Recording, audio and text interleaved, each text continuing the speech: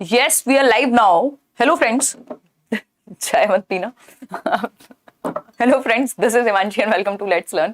Discuss करेंगे questions आपके CTET previous year questions का एनालिसिस है, स्पेशली सीडीपी का. ऐसे ही हम अदर सब्जेक्ट्स भी करेंगे और एक कंप्लीट एनालिसिस ऑनलाइन पेपर का भी करेंगे, सभी सब्जेक्ट्स का. तो सभी गुड इवनिंग, नमस्कार, राम राम, सत श्री अकाल, अस्सलाम वालेकुम, what ever you feel connected with.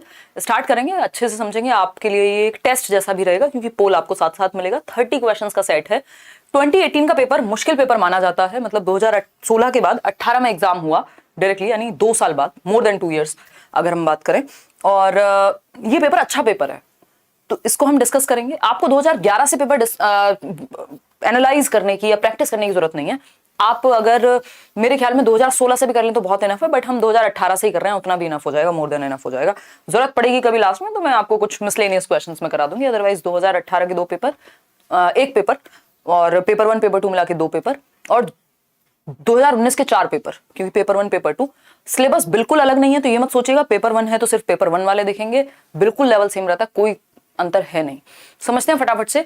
और कई बार तो ऐसा होता है पेपर 2 के क्वेश्चन आसान आ गए सीडीपी में, तो फटाफट से स्टार्ट करेंगे आज की कहानी. होपफुली आप सभी बेहतर होंगे. हल्के से लेट आज हम हैं, स्टार्ट करते हैं. ये ईयर है 2018, पेपर 1 है. अलग अलग ईयर के ऐसे हम करते रहेंगे क्वेश्चंस. 30 का पूरा सेट निपटाएंगे, और हो सकता है इस चक्कर में आज मेरा जिम जो है वो मिस हो जाए, बट दैट्स फाइन. चलिए, क्योंकि टाइम लगेगा, 30 क्वेश्चंस हैं. लाइक शेयर सब्सक्राइब आप जैसे जैसे आते जाएं, आपको सेशन पसंद आए, हेल्प तो 100% करेगा पेपर में. ये वो क्वेश्चंस हैं जो स्टैंडर्ड क्वेश्चंस हैं, इनको आप मिस आउट नहीं कर सकते. इसका जो पीडीएफ है वो टेलीग्राम चैनल पे मिल जाएगा, और एक कंप्लीट पीडीएफ जितने भी हमारे वो 54 सेशंस हुए हैं उनका भी मैं एक पीडीएफ आपके लिए क्रिएट करवा करके शेयर कर दूंगी. ठीक है, अब क्वेश्चन नंबर 1 है आपके सामने, और आपको पोल लेकर के जवाब देना है ना. क्वेश्चन नंबर 1 का पोल लेके जवाब देना है.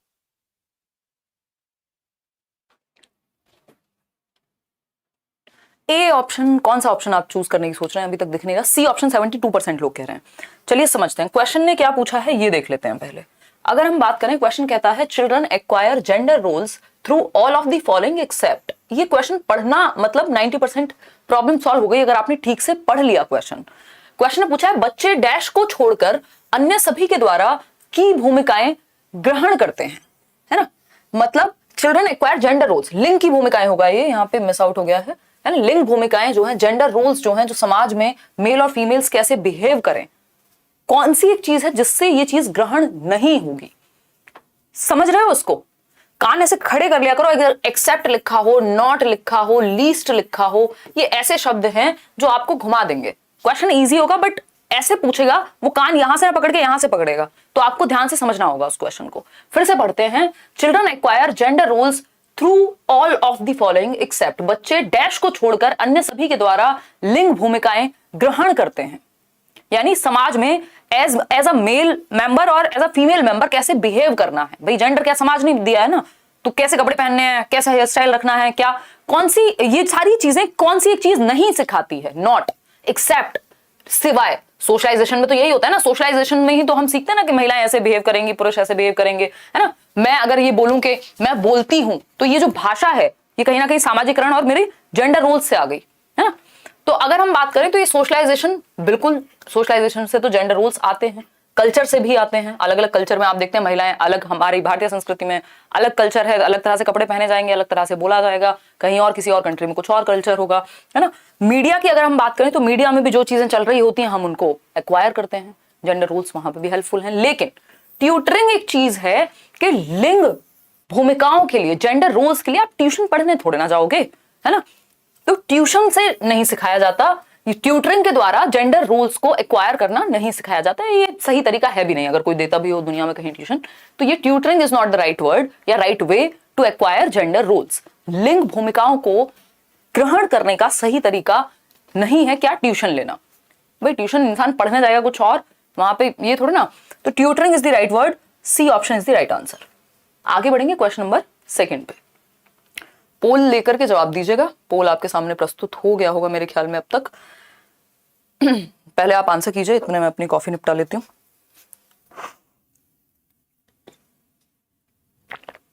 क्वेश्चन है, one of the critics of standardized test has been that. मानकीकृत परीक्षणों की आलोचनाओं में से एक यह है कि स्टैंडर्डाइज्ड टेस्ट्स कौन से हैं जिनको एक बड़ी पॉपुलेशन अटेम्प्ट करती है, जैसे सी टेट. 20 लाख लोग बैठे हैं, कोई और सीबीएसई बोर्ड का एग्जाम है, मान लीजिए यूपीएससी का एग्जाम है, एसएससी का एग्जाम है, ये क्या स्टैंडर्डाइज टेस्ट हैं जिनमें वैलिडिटी होती है ना स्टैंडर्डाइज टेस्ट की, या हम ये कहें कि इनकी कुछ मानक होते हैं कि भाई वैलिड होगा, उसके अलावा ऑब्जेक्टिविटी इनमें पाई जाएगी, रिलायबिलिटी पाई जाएगी, ये गुण होते हैं स्टैंडर्डाइज टेस्ट के।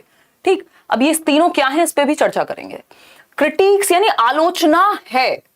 अब स्टैंडर्डाइज टेस्ट है, एक हो गया स्टैंडर्डाइज टेस्ट, एक हो गया टीचर मेड टेस्ट। इनमें कुछ मानक होते हैं लेकिन इनके क्रिटिक भी, आलोचना भी है, हर चीज में कमियां हैं। तो इसकी कौन सी आलोचना हो सकती है? डी ऑप्शन कह रहे हैं कितने, 65% लोग। चलिए समझते हैं। Their language is difficult to understand, उनकी भाषा को समझना मुश्किल है।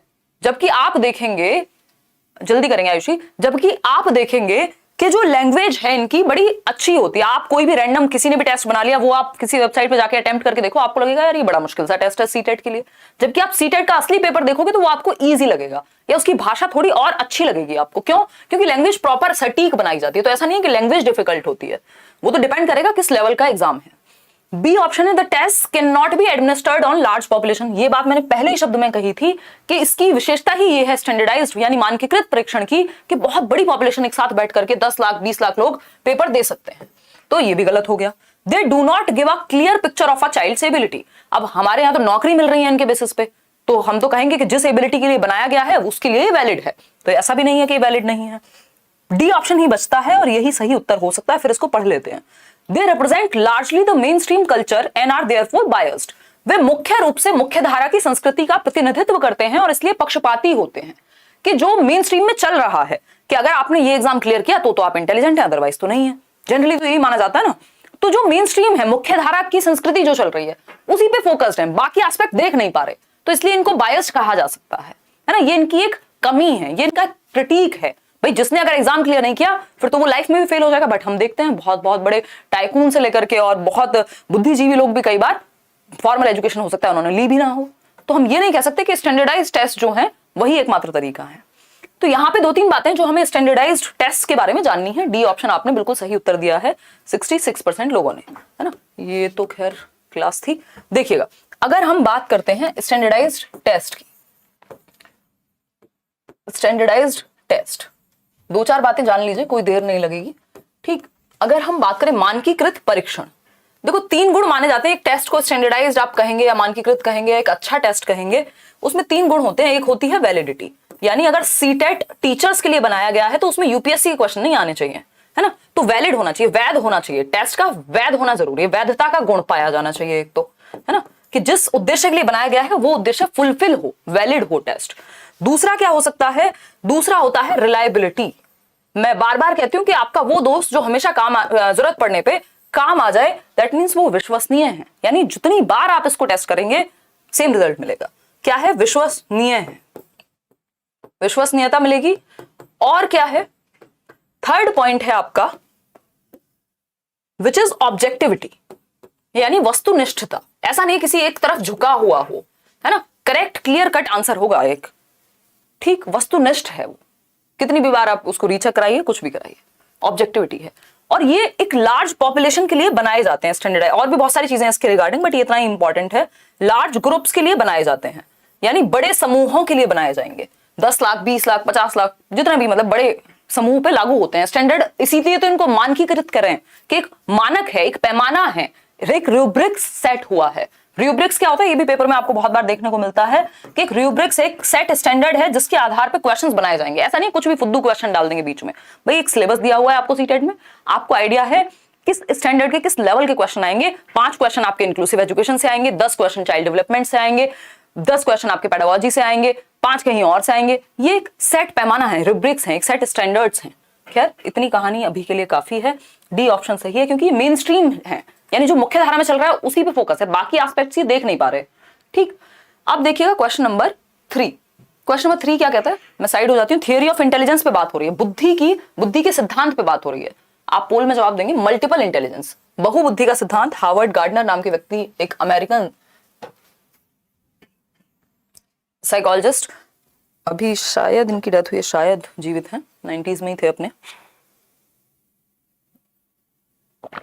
देखिएगा 79% ए कह रहे हैं। चलिए समझते हैं मल्टीपल इंटेलिजेंस की अगर हम बात करें, क्योंकि ये पहला टेस्ट है तो थोड़ा समझ समझ के चलेंगे, वैसे भी हमें समझ के चलना है, कोई जल्दीबाजी नहीं करनी, क्योंकि कॉन्सेप्ट क्लियर होगा तब तो आप पेपर में अटेम्प्ट कर पाएंगे। एकाधिक बुद्धिमत्ता या फिर हम कहेंगे बहुबुद्धि का सिद्धांत, फ्रेम्स ऑफ माइंड नाम की पुस्तक में इन्होंने बात की थी, हार्वर्ड गार्डनर ने दिया है, जिसमें 8 प्रकार की बुद्धि की ये बात करते हैं और कहते हैं बुद्धि कई प्रकार की हो सकती है, बुद्धि एक सिंगल एंटिटी नहीं है। तो ए ऑप्शन आप लोग बिल्कुल सही उत्तर दे रहे हैं 86% लोग। Intelligence can be of several kinds, बुद्धि कई प्रकार की हो सकती है। There are multiple types of intelligence. एक व्यक्ति जो लैंग्वेज में अच्छा नहीं है वो गणित में अच्छा हो सकता है, यानी लिंग्विस्टिक बुद्धि हो सकती है, कोई भाषा में अच्छा होगा, कोई म्यूजिक में अच्छा होगा, कोई स्पोर्ट्स में अच्छा होगा, कोई साइंस में अच्छा होगा, कोई लोगों को समझने में अच्छा होगा, है ना। तो हम कह सकते हैं कि सेवरल काइंड की हो सकती है बुद्धि। पेपर पेंसिल टेस्ट हेल्पफुल नहीं है, इस तरह की कोई भी बात यहाँ पे जम नहीं रही है, वो ये नहीं कह रहे हैं। Intelligence can B multiplied with effective pedagogy, इस तरह की बात भी उन्होंने नहीं की है। Intelligence can B rapidly accelerated, ऐसा भी नहीं है कि कोई आप दवाई खिला देंगे और उससे इंटेलिजेंस बढ़ जाएगी, तो ऐसी भी कोई बात नहीं हुई है। ए ऑप्शन ही एकमात्र सही उत्तर है, बाकी सारे डिस्ट्रैक्शन के लिए दिए हुए हैं। क्वेश्चन नंबर 4, कई बार क्या होता है पेडागोजी के क्वेश्चंस में चारों ऑप्शन सही होते हैं, कई बार बाकी के 3 ऑप्शन जस्ट डिस्ट्रैक्ट करने के लिए आपको दिए गए हैं, ठीक है जी। तो अगर हम बात करें क्वेश्चन नंबर 4 की, तो यहाँ पे teacher can utilize both assessment for learning and assessment of learning. ध्यान से पढ़िएगा, इसमें बहुत लोग घबराएंगे। असेसमेंट फॉर लर्निंग अधिगम के लिए आकलन, असेसमेंट ऑफ लर्निंग क्या है, अधिगम का आकलन। का आकलन कब होगा, जब अधिगम हो चुका होगा। फॉर लर्निंग कब होगी, जब होने वाला होगा या हो रहा होगा, ठीक है ना। अगर हम बात करें तो 74% लोग ए कह रहे हैं। देखते हैं, सीखने के लिए मूल्यांकन, यानी लर्निंग अभी चल रही है या होने वाली है, और सीखने का मूल्यांकन, इसको का कर लीजिएगा, यानी लर्निंग या तो हो चुके हैं उस समय के लिए, ठीक। अब आप लोग कितने कह रहे हैं, 69% लोग ए उत्तर दे रहे हैं, समझने की कोशिश करते हैं। Know learning needs of child and select teaching strategy accordingly, तो ये तो फॉर लर्निंग के लिए काम करेगा सिर्फ, क्योंकि अभी लर्निंग होने वाली है तो आपने स्ट्रेटेजी सेलेक्ट कर ली, बट ऑफ लर्निंग को भी तो ध्यान में रखना है यहाँ। फिर आता है B option, assess child's performance at periodic intervals and certify his और हर परफॉर्मेंस, तो ये सिर्फ ऑफ लर्निंग की बात कर रहा है कि आपने सर्टिफाई कर दिया कितना सीखा है, ये सिर्फ फॉर लर्निंग की बात कर रहा है। मॉनिटर चिल्ड्रंस प्रोग्रेस, हाँ बच्चे कैसे सीख रहे हैं उनकी प्रगति को मॉनिटर करना। And set appropriate goals to fill their learning gaps, और आपने क्या किया कि आपने एप्रोप्रिएट गोल सेट किए ताकि जो लर्निंग गैप्स हैं उनको फिल किया जा सके। Know children's progress and achievement level, बताइए क्या उत्तर होगा। 61% लोग ए कह रहे हैं, इसमें आप सब घूम गए। फिर से पढ़ते हैं, teacher can utilize both assessment for learning and assessment of learning, monitor children's progress and set appropriate goals to fill their gaps. अब इसमें तो सिर्फ फॉर की बात हो गई, आंसर होगा D, know children's progress and achievement level, कि आप बच्चे की प्रगति भी देख रहे हैं, प्रगति देखेंगे दैट मींस आप फॉर लर्निंग में जा रहे हैं, और अचीवमेंट लेवल देखेंगे तो आप ऑफ लर्निंग में जा रहे हैं, यानी दोनों का ही यूज हो पा रहा है। प्रोग्रेस मतलब फॉर लर्निंग कैसे सीख रहा है, अचीवमेंट लेवल मतलब ऑफ लर्निंग कितना सीख लिया है, ठीक है। तो D option is the right answer over here. सभी ने गलत उत्तर दिया, ताली बजा दीजिए अपने लिए। आज मैंने क्वेश्चन बिल्कुल भी देखे नहीं है, तो ये जो मिस्टेक्स हैं थोड़ी बहुत टाइपिंग में भी चेक कर लीजिएगा। क्वेश्चन नंबर 5 देखिएगा, अगर हम बात करें which one of the following is not related to continuous and comprehensive evaluation, CCE कहते हैं इसको, सीबीएसई द्वारा इवेल्युएशन यानी मूल्यांकन का एक तरीका, एक प्रणाली लाई गई थी 2009 के आसपास, और इस पे काम किया गया। सतत एवं व्यापक मूल्यांकन की अगर हम माने तो कौन सी एक बात सही नहीं होगी। पहला ऑप्शन है, it is an integral part of teaching learning process, यानी यह शिक्षण अधिगम प्रक्रिया का एक अभिन्न अंग है, यानी सीखने और सिखाने के दौरान ही आप बच्चे का आकलन भी कर रहे हैं, उसको वहां पे जांचा भी जा रहा है। तो ये कॉन्टिन्यूअस है और कॉम्प्रिहेंसिव है, सभी दिशाओं में होलिस्टिकली जांचा जा रहा है। बात तो सही लग रही है, फिर भी बाकी ऑप्शन चेक कर लेते हैं। बी ऑप्शन है, it focuses on child's achievement in different learning areas, बिल्कुल सही बात है, अलग अलग क्षेत्रों में, विभिन्न क्षेत्रों में शिक्षा के बच्चों की उपलब्धि पर केंद्रित है, लेकिन ये कॉम्प्रिहेंसिव हो गया। आपको कॉन्टिन्यूअस भी तो समझना है ना भाई, दोनों ही चीजें आनी चाहिए, एक सिर्फ कॉम्प्रिहेंसिव हो गया है ना। व्यापक मूल्यांकन में व्यापक का मतलब होता है इन ऑल एरियाज, और कॉन्टिन्यूअस का मतलब है सतत, लगातार, तो दोनों को यहीं पे शामिल किया गया है। It is useful to label children, कोई आकलन लेबल करने के लिए, बच्चे पे ठप्पा लगाने के लिए नहीं होता। डी ऑप्शन है, it has been mandated by the right to education act of India, ऐसा भी यहां पे सही नहीं होगा ये कहना। तो हम क्या कहेंगे, it is an integral part of teaching learning process, यह शिक्षण अधिगम प्रक्रिया का अभिन्न हिस्सा है कि बच्चे सीख रहे हैं तो तभी उनको हम देख सकें कि कैसे सीख रहे हैं, कहां पे कमी है, कैसे हम उसको बेहतर कर सकते हैं, कॉन्टिन्यूअस एंड कॉम्प्रिहेंसिव हो, ठीक है। आगे बढ़ेंगे, क्वेश्चन नंबर 6 पे। क्वेश्चन नंबर 6 क्या कहता है, एक बार देखिएगा। और कहाँ सो गए थे bro? Giftedness in children can be attributed to, यानी प्रतिभाशाली होना। गिफ्टेडनेस में भी 3 प्रकार हैं, एक तो जिसका आईक्यू ज्यादा है, दूसरा जो क्रिएटिव है, और तीसरा जो टैलेंटेड है, किसी एक विशेष क्षेत्र में बहुत अच्छा कर सकता है ना। जनरली गिफ्टेडनेस का मतलब होता है higher IQ, 130 plus 140 plus IQ, intelligence quotient, बुद्धि लब्धि। तो अगर हम बात करें गिफ्टेडनेस, बच्चों में प्रतिभाशालिता डैश के कारण हो सकती है, रिसोर्स रिच एनवायरमेंट, यानी एक संसाधन समृद्ध वातावरण। तो जिनका वातावरण संसाधन समृद्ध है, बहुत संसाधन है उनके आसपास, तो क्या सारे लोग गिफ्टेड निकल जाते हैं? वो सारे लोग बहुत अच्छा कर पाते हैं? वो बिल्कुल भी नहीं होता ऐसा, है ना। कुछ केसेस में हो सकता है, बट गिफ्टेड हो जाएंगे संसाधन से, ऐसा तो नहीं है। फिर है सक्सेसफुल पेरेंट्स। जरूरी नहीं है सारे सक्सेसफुल पेरेंट्स के बच्चे एकदम गिफ्टेड ही निकले, हो सकता है कई एवरेज या मीडियोकर भी कर सकते हैं। भाई अगर किसी के माता पिता हो सकता है बहुत अच्छे डॉक्टर हैं, तो बच्चा भी बहुत अच्छा डॉक्टर बनेगा। किसी के माता पिता पॉलिटिशियन बहुत अच्छे हैं, तो वो भी पॉलिटिशियन अच्छा बनेगा, जरूरी नहीं है। ठीक। डिसिप्लिन्ड रूटीन, सिर्फ डिसिप्लिन्ड रूटीन से होता तो फिर तो मतलब जो इंसान 12 घंटे अपना टाइम पे जाता है, टाइम पे आता है, वो तो पता नहीं क्या तरक्की कर लेता, या तो वो तो मतलब इसमें तो बहुत सारे, फिर तो ये अजीब एग्जाम्पल हो जाएगा। An interplay between heredity and environment, ये बिल्कुल सही बात है। आनुवांशिकता और वातावरण के बीच एक अंतः क्रिया है, यानी हेरिडेटरी क्या गुण मिले हैं उसको, जेनेटिक्स कैसा मिला है, और एनवायरमेंट भी अच्छा मिलना चाहिए। जैसे एक क्वेश्चन आता है ना कि स्पोर्ट्स एबिलिटी है किसी बच्ची में, छोटी एज से आपको दिख रहा है कि वो स्पोर्ट्स में अच्छा कर लेती है, बाकी बच्चों से तेज भाग रही है, जो भी है, तो आपने उसको ट्रेनिंग भी दिला दी, तो ये क्या हुआ, हेरिडिटी एंड एनवायरमेंट का कॉम्बिनेशन हो गया, आप बच्चा गिफ्टेड बन जाएगा, है ना। तो D option is the right answer. आगे बढ़ेंगे, क्वेश्चन नंबर 7 देखिएगा। क्वेश्चन नंबर 7 देखिएगा। क्वेश्चन नंबर 7 कहता है children coming from socio economically disadvantaged backgrounds. Socio economically disadvantaged background का मतलब है सामाजिक आर्थिक रूप से पिछड़े वर्ग से आने वाले बच्चे, जिनको समाज में भी और आर्थिक रूप से भी, पैसे में भी कमजोर हैं और समाज में भी कोई खास इज्जत मिली नहीं है। तो इस केस में अगर हम बात करें यहाँ पे, grounds need a classroom environment, इन बच्चों को कैसा वातावरण देना है आपको, क्योंकि एज अ टीचर आपको तो वातावरण मतलब हर बच्चे के लिए अच्छा कॉन्ड्यूसिव एनवायरनमेंट देना है, एक सुगम वातावरण देना है। तो ए ऑप्शन है values and uses their cultural and linguistic knowledge, यानी आप उनके मूल्यों को और उनके सांस्कृतिक और भाषा ज्ञान का उपयोग करते हैं, या उनकी मूल्यों को आप महत्व देते हैं कि जिस भी संस्कृति से वो आ रहे हैं, जिस भी भाषा को वो बोल रहे हैं, उनको आप नकार नहीं रहे हैं कि तुम ये भाषा क्यों बोल रहे हो, यहाँ तो इंग्लिश बोली जाएगी, है ना। और जो भी उनका बैकग्राउंड है या लिंग्विस्टिक नॉलेज है, कल्चर है, उसका प्रयोग कर रहे हैं, ठीक, सिखाने में, मतलब प्रीवियस नॉलेज से नए ज्ञान को जोड़ रहे हैं, कुल मिला के ज्ञात से अज्ञात की ओर जा रहे हैं अगर मैं देखूं, ठीक है जी। अगर हम बात करते हैं बी ऑप्शन की, discourages the use of their language so that they learn the main stream language. ऐसा नहीं है कि आप हतोत्साहित करेंगे कि तुम्हें अपनी भाषा का प्रयोग नहीं करना।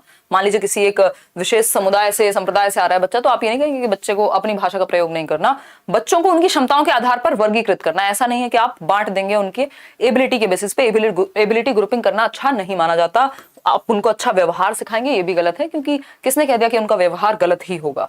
तो उनको एक्सेप्ट करेंगे, और जो उनके पास जो भी बच्चा घर से लेके आए उस पे आपको बिल्डिंग क्रिएट करनी होती है। किसका इंतजार है, पोल क्यों नहीं एंड कर रहे हो भाई, ठीक।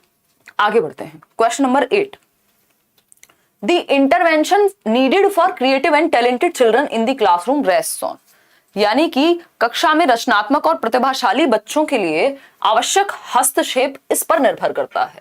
यानी इंटरवेंशन होनी चाहिए, टीचर को भी ध्यान देना चाहिए, सिस्टम को भी ध्यान देना चाहिए। यदि कोई बच्चा क्रिएटिव है, टैलेंटेड है किसी एक फील्ड में, मान लीजिए म्यूजिक में या फिर स्पोर्ट्स में अच्छा है, क्रिएटिव है, मतलब कुछ अलग कुछ नया करता है, तो ऐसे बच्चों के लिए आपको और थोड़ा सा ध्यान देना है। तो क्या वो ध्यान देना है, ऑप्शन चूज करिए फटाफट से। पहला ऑप्शन है giving extra time to them, उन्हें अतिरिक्त समय देंगे। स्लो थोड़ी सीख रहे हैं कि अतिरिक्त समय किसको दिया जाता है, जो स्लो लर्नर हो, जो धीमे सीख रहा हो, है ना। बीइंग अफेक्शनेट टुवर्ड्स देम, ऐसा भी नहीं है कि उनके प्रति स्नेही कि ये तो मेरे 2 फेवरेट बच्चे हैं क्योंकि ये क्रिएटिव है और टैलेंटेड हैं।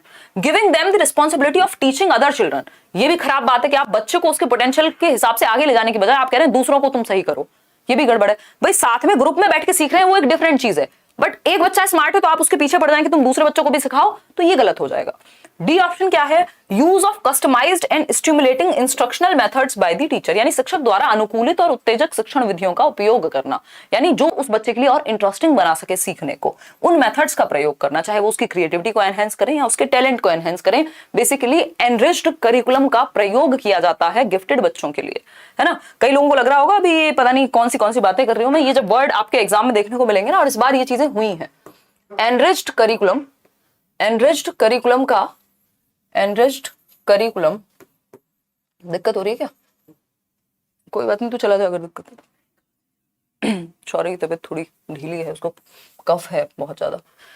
एनरिच्ड करिकुलम यानी समृद्ध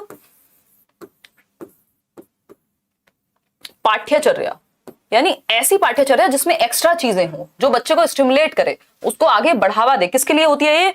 गिफ्टेड बच्चों के लिए, प्रतिभाशाली, चाहे वो दिमाग से गिफ्टेड है, चाहे उसमें टैलेंट है, चाहे वो क्रिएटेड है।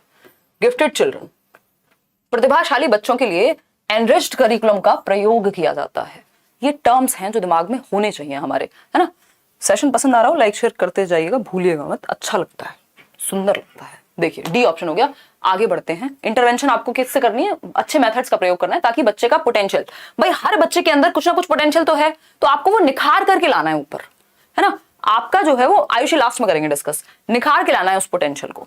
क्वेश्चन नंबर 9 देखिएगा एक बार। अगर हम बात करते हैं which one of the following ways is not a suitable way, not a suitable way यानी एक सही तरीका, हाँ सही तरीका नहीं है ना। कौन सा क्वेश्चन गलत है? क्यों दुखी हो रहे हो? 5 क्वेश्चन ही गलत है। साक्षी भी लास्ट में एक बार देख लेंगे उसको, डोंट वरी, है ना। देखो एक बार, अगर हम बात करते हैं, अगर ऐसा कभी भी होता भी है, मान लो टाइपिंग मिस्टेक है, कुछ और गड़बड़ है, तो वो हम नेक्स्ट डे भी इवन डिस्कस कर लेते हैं, पोल में भी कर लेते हैं, don't worry. Which one of the following ways is not a suitable way to help hyper active children learn, मतलब जो अति सक्रिय बच्चे हैं उनको सिखाने का सही तरीका नहीं है। अति सक्रिय यानी उछलते कूदते रहते हैं, ज्यादा देर तक एक जगह पे अटेंशन टिका के नहीं रख पाते हैं, ध्यान उनका ज्यादा देर कहीं पे टिकता नहीं है, हाइपर एक्टिव है। तो इनके लिए सही तरीका कौन सा नहीं है? Offering alternative ways of learning. आप लोग कह रहे हैं सी 80%, यानी ऑल्टरनेटिव वे तो अच्छी बात होती है ना, एक तरीके से नहीं सीख पा रहे दूसरा तरीका बताओ, दूसरे से नहीं तीसरा से बताओ। फिजिकल एक्टिविटी आप कराएं ताकि थोड़ी सी उनकी अटेंशन बेहतर हो, ये बात भी सही है। रेप्रीमेंडिंग ये गलत है, और हमें गलत ही चाहिए क्योंकि नॉट पूछा है कि कौन सा तरीका सूटेबल नहीं है। आप तो बढ़िया स्मार्ट हो रहे हैं यार, आप लोग कर लेते हैं। बेचैन होने पे, भाई हाइपर एक्टिविटी उनके नेचर में है ना, बेचैनी उनके नेचर में है एक तरह से अगर देखें तो। आप उसके लिए उनको फटकार नहीं लगा सकते कि भाई तुम हाइपर एक्टिव क्यों हो, है ना। शोभित कह रहे हैं देख रहे हो विनोद कैसे सर घुमाने वाले क्वेश्चन हैं। हाँ, लेकिन आप अगर इनको थोड़ा सा फोकस करेंगे तो चीजें समझ में आ जाएंगी। अगर हम बात करें तो रेप्रीमेंडिंग देम फॉर बीइंग रेस्टलेस, ऐसा नहीं कि आप बेचैन होने पे बच्चों को फटकार लगाएं, ठीक है। Breaking up a task into small manageable segments. अब आपको ना 2-3 चीजें सीखनी है यहाँ पे, जल्दीबाजी में सिर्फ आंसर नहीं करना, आपको यहाँ पे 3 चीजें और सीखने को मिली हैं अगर आपने पढ़ा हो तो, कि एडीएचडी वाला बच्चा है, यदि कोई हाइपर एक्टिव बच्चा है तो एक तो उसको अलग अलग तरीकों से सिखाना है ना। एक चीज आपको जानने को मिली कि कैसे नहीं डील करना है बच्चे के साथ, तो वो तरीका है बच्चे को फटकार नहीं लगानी है।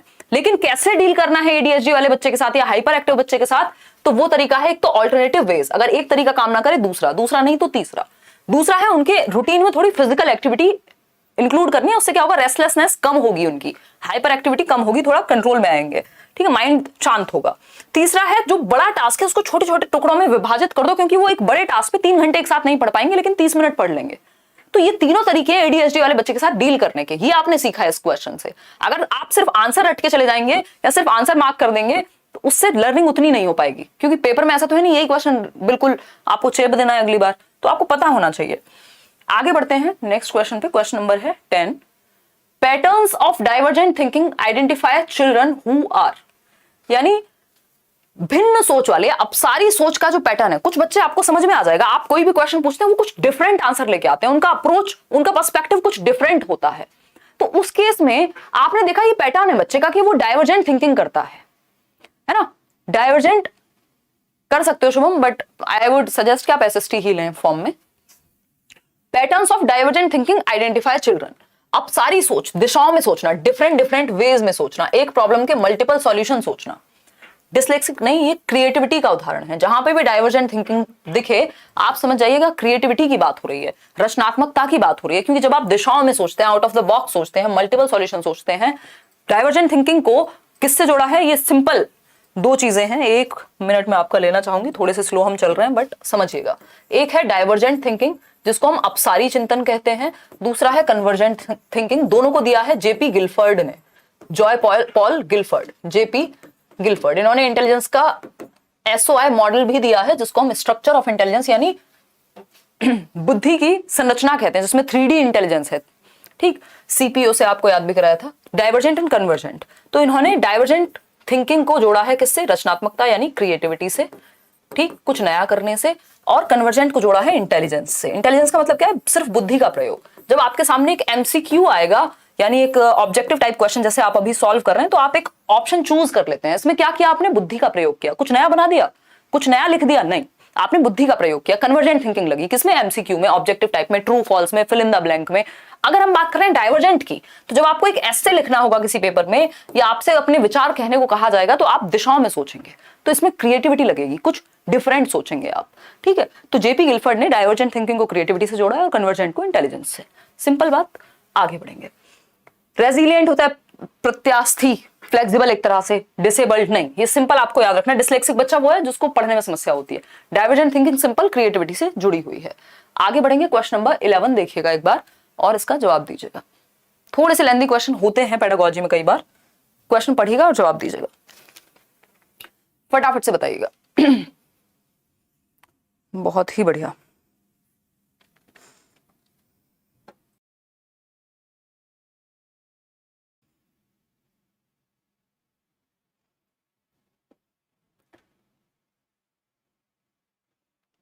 देखिएगा एक बार, अगर हम बात करते हैं, सी ऑप्शन है 46% लोग दे रहे हैं। चलिए समझते हैं। ये जो एक्स्ट्रा बातें आप करते हैं क्लासेस में, कोशिश कीजिए, फोकस कीजिए क्लास पे अभी के लिए एटलीस्ट, ठीक है ना। कोई कह रहा है किसी का दिमाग खराब है, कोई कुछ कर रहा है, आपस में खेलते रहते हो। which one of the following does not describe the ways in which a teacher can model problem solving for children in the classroom? यानी निम्नलिखित में से कौन सा शिक्षक द्वारा कक्षा में बच्चों के लिए समस्या हल करने के तरीके का वर्णन नहीं करता, यानी कौन सा एक तरीका समस्या समाधान का नहीं होगा। तो सी ऑप्शन कह रहे हैं आप लोग। चलिए देखते हैं। Be honest about making mistakes while solving something. अगर आपसे गलतियां हो रही हैं कुछ सॉल्व करने में, तो ऑनेस्ट रहिए उसके प्रति, ठीक है, प्रॉब्लम सॉल्विंग में बाधा नहीं आएगी इससे। Use vocabulary like think, ideas, trial and different answers. बिल्कुल सही बात है। जब आप प्रॉब्लम सॉल्विंग के लिए एनकरेज कर रहे हैं, प्रोत्साहित कर रहे हैं बच्चों को, तो आप कहेंगे भाई डिफरेंट आइडियाज सोचो, डिफरेंट आंसर्स के साथ आओ। Ask questions with convergent thinking. ये बात सही है कि ये गलत है, और जो गलत है वही सही है क्योंकि पूछा ही गलत है ना। अभी हमने 2 मिनट पहले डिस्कस किया था कि कन्वर्जेंट थिंकिंग क्रिएटिविटी के लिए नहीं होती, प्रॉब्लम सॉल्विंग के लिए नहीं होती। कन्वर्जेंट थिंकिंग से आप, ये सिकुड़ने वाली सोच है कि 4 ऑप्शन में से एक चूज करना है। डाइवर्जेंट थिंकिंग से प्रॉब्लम सॉल्विंग होगी दिशाओं में सोचने से। Discuss your thought process about solving a particular problem. अभिसरण उत्तर वाले क्वेश्चन नहीं पूछेंगे, ट्रू फॉल्स पूछ लो। प्रॉब्लम कहां से सॉल्व होगी अगर ट्रू फॉल्स पूछोगे तो, ठीक है। तो C option is the right answer. Problem solve करने के लिए तो दिशाओं में सोचना पड़ेगा ना। क्वेश्चन नंबर 12 देखिएगा एक बार। क्वेश्चन नंबर 12 पोल में जवाब दीजिएगा। क्वेश्चन नंबर 12 कहता है which one of the following is an emotion, यानी कौन सा एक संवेग है। यानी इमोशंस पहचानने हैं आपको। संवेग, भावनाएं जिनको आप आम भाषा में कह देते हैं, इमोशंस की अगर हम बात करें तो कौन सा एक इमोशन इन 4 ऑप्शंस में से है। 54% लोग क्या उत्तर दे रहे हैं, सी। अच्छा, थैंक गॉड 65% लोग ए पे आ चुके हैं। मेरे आंसू आ गए थे अभी ये देख करके, है ना। फियर क्या है, एक इमोशन है। भय जिसको हम कह रहे हैं, डर जिसको हम कह रहे हैं, ठीक है। फियर, एंगर और लव, फॉल से याद रख सकते हैं। फियर, एंगर और लव यानी भय, ये जन्मजात इमोशंस हैं हमारे अंदर, ऐसा जेबी वॉटसन कहते हैं। कौन कहते हैं, जॉन ब्रॉडस वॉटसन, कि भय, एंगर यानी क्रोध और लव यानी प्रेम, ये हमारे अंदर जन्मजात होते हैं, ठीक है। ये जेबी वॉटसन कह रहे हैं कि बाय बर्थ हैं ये 3 इमोशंस, ठीक। तो fear is the right answer. Attention तो आपका एक कॉग्निटिव फंक्शन है, आपके दिमाग का एक फंक्शन है कि आप कहीं ध्यान दे पा रहे हैं। इमोशन थोड़ी अटेंशन। स्टिमुलस, कोई एक ऐसी चीज आपके एनवायरमेंट में, जैसे मैंने ये, पता नहीं इतनी खराब ताली मैंने आज तक नहीं बजाई, मान लीजिए ताली बजाई तो इसकी जो आवाज है वो स्टिमुलेट कर रही है, ठीक है। आप मूवी देखने गए, पॉपकॉर्न की खुशबू आ रही है, वो आपको स्टिमुलेट कर रही है, वो स्टिमुलस है कि आपके मुंह से लार आएगी, आपका मन करेगा रिस्पॉन्ड करने का कि आप पॉपकॉर्न खा ले जाकर के। गोलगप्पे की खुशबू स्टिमुलस है, ठीक। तो ये कॉग्निटिव फंक्शन है, इमोशन थोड़े है। मेमोरी, स्मृति, ये भी कॉग्निटिव फंक्शन है, यानी दिमाग से जुड़ी हुई चीजें हैं। क्लियर है बात। तो आंसर क्या है इसका? फियर, सॉरी हाँ फियर। ये क्वेश्चन नंबर 13 देखिए, एक 3 साल का बच्चा है, जवाब देंगे आप लोग पोल में। हाँ टी शर्ट लेना है लेट्स का, चलो कुछ करते हैं यार इस पे ना, ये काफी बार होता है, नहीं तो मेरे को पहननी छोड़नी पड़ेगी क्योंकि आप लोग इतनी बार क्वेश्चन पूछते हैं। ये देखो हमारे भ्राताश्री कह रहे हैं कि अमेजोन पे डाल दो, जैसे हम तो खाली हैं। इसके लिए किसी वेंडर से बात करनी होगी, फिर पूरा एक प्रोसेस होता है हर चीज का। ठीक है भाई तू संभाल ले वाला काम, पढ़ाई लिखाई छोड़ दे, 8वीं पास बढ़िया रहेगा। 7th पास ओके, हाँ अभी तो 8वीं पास भी नहीं हुई।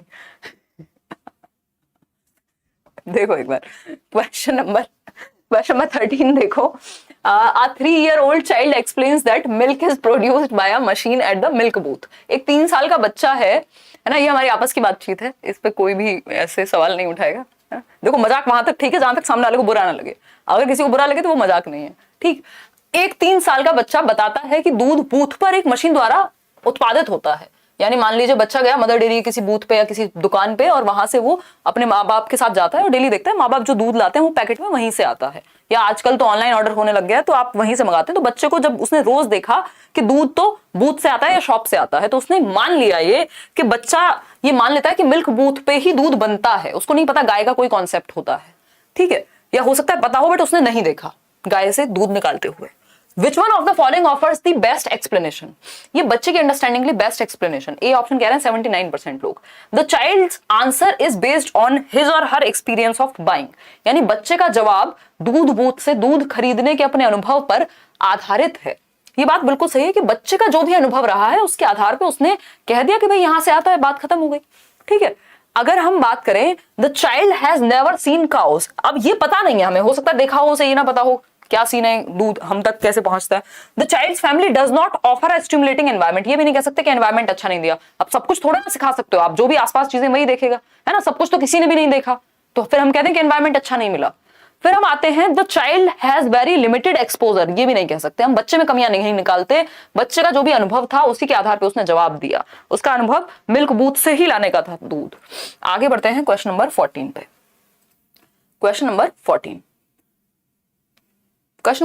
कहता है which one of the following best describes a teacher's role, यानी एक शिक्षक की भूमिका का सबसे अच्छा वर्णन, टीचर का रोल सबसे अच्छा बताइए, कहां पे एक्सप्लेन किया जाएगा, फटाफट से बताइए। अगर हम बात करें सबसे अच्छा वर्णन टीचर के रोल का, कि टीचर का रोल क्या होना चाहिए, 81% 43% लोग कह रहे हैं C option. A teacher should adhere to the prescribed text book, यानी जो सिर्फ पाठ्य पुस्तक से ही पढ़ाए, ये तो बिल्कुल बकवास बात हो गई।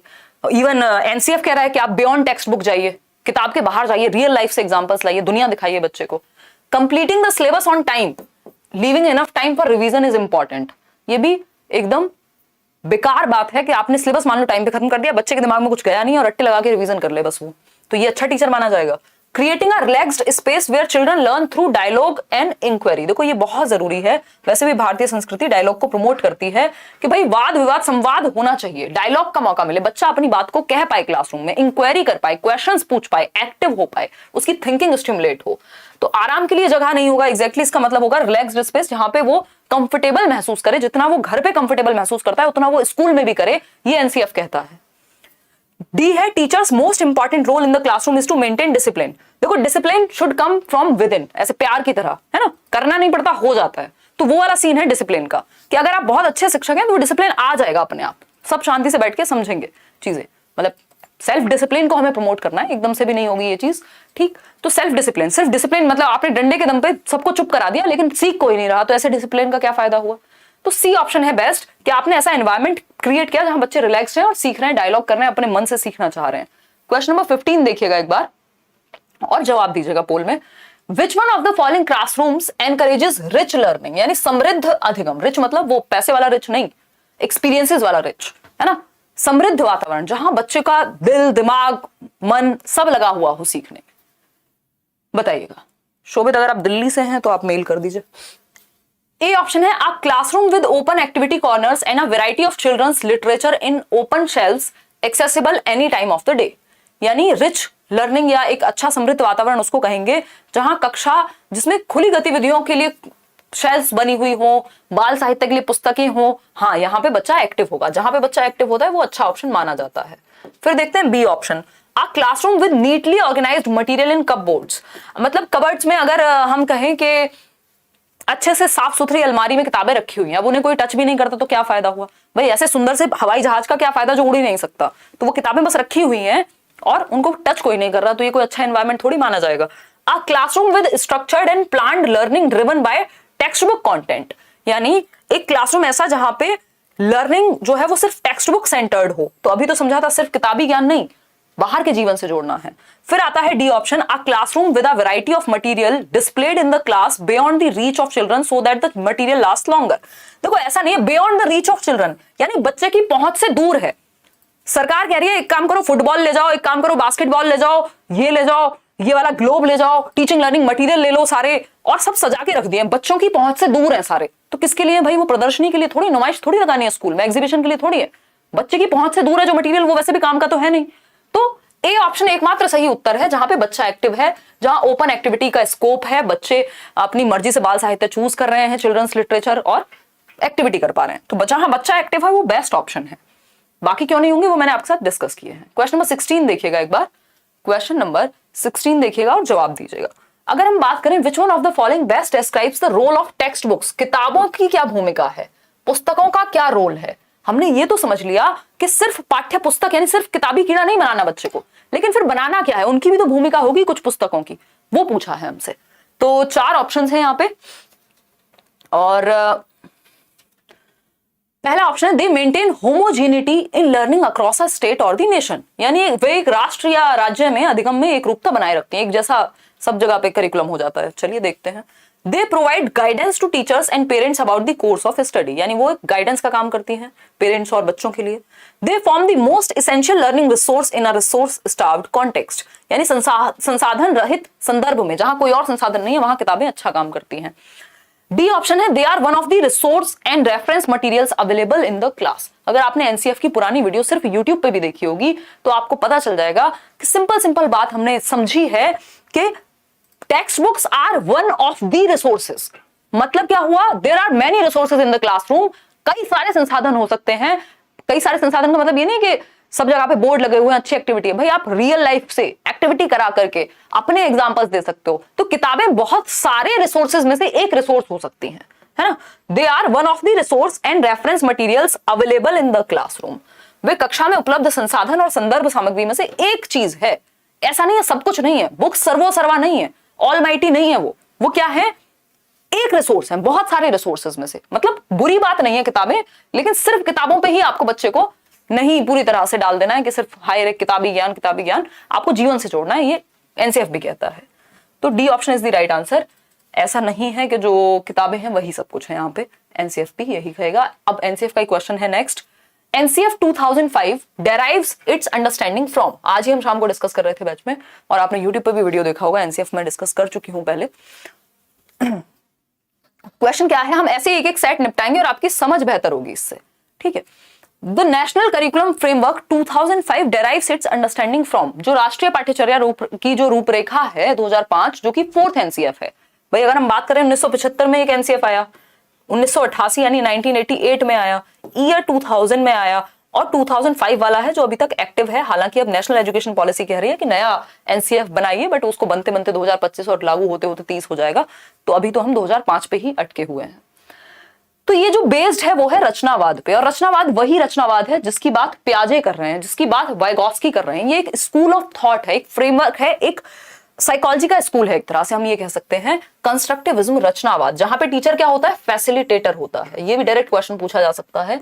टीचर क्या सुविधा दाता है, ठीक है, बच्चों को फ्रीडम दी जा रही है और जहां जरूरत पड़ेगी वहां टीचर अवेलेबल है, यानी टीचर फैसिलिटेटर है, डिक्टेटर नहीं है, ठीक है। तो रचनावाद में क्या है, बच्चे एक्टिवली नॉलेज को कंस्ट्रक्ट कर सकते हैं। ये बात रचनावाद मानता है कि ज्ञान का सृजन सक्रिय रूप से किया जा सकता है। मतलब बच्चे को अगर आप एक्टिविटी करने का मौका दोगे, माहौल तैयार करोगे, तो उस नॉलेज को कंस्ट्रक्ट कर लेगा, रचना कर लेगा नॉलेज की, इसीलिए रचनावाद।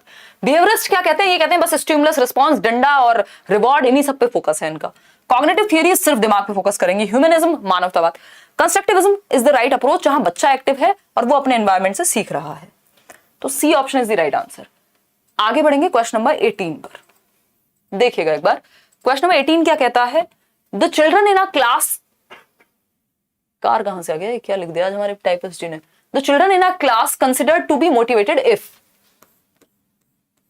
आज थोड़ा जल्दीबाजी में हमने उनको क्वेश्चंस भेज दिए, उन्होंने जल्दीबाजी में टाइप कर दिए। देखिएगा, अगर हम बात करें कक्षा में बच्चों को प्रेरित समझा जा सकता है यदि, यानी आप कब मानेंगे कि बच्चा, जो क्लासरूम के बच्चे हैं वो मोटिवेटेड हैं, कि आप लोग अभी 8,500 लोग जुड़े हुए हैं अगर, तो आप मोटिवेटेड हैं, मैं कैसे मानूं, आपके रिस्पॉन्स से पता चलेगा ना। दे maintain discipline in the class, मैंने पहले भी बताया था डिसिप्लिन तो डंडे के दम पे भी कराया जा सकता है, कि कोई एक शब्द नहीं बोलेगा सीधा ब्लॉक कर देंगे, है ना, और सामने हो बच्चा तो फिर तो बिल्कुल नहीं बोलेगा, तो डिसिप्लिन अंदर से आना चाहिए, जस्ट लाइक लव, है ना। All are regular in attendance, यानी सभी उपस्थिति, भाई अटेंडेंस के डर से आप बुला लोगे कि नहीं तो फेल कर देंगे, 75% अटेंडेंस चाहिए, जरूरी थोड़ी उसको मजा आ रहा है, मोटिवेटेड है वो बच्चा तभी आया है, माँ बाप ने पीट के भेज दिया होगा सुबह। They ask questions seeking clarification from the teacher, जब बच्चे स्पष्टीकरण के लिए क्वेश्चंस पूछें, जैसे आप भर भर के क्वेश्चंस पूछते हैं, तब आपको समझ में आ जाएगा कि बच्चा मोटिवेटेड है। क्यों? क्योंकि वो क्वेश्चंस पूछ रहा है। सत्य, ठीक है सत्य प्रकाश, जब बच्चे क्वेश्चंस पूछें दैट मींस वो मोटिवेटेड हैं।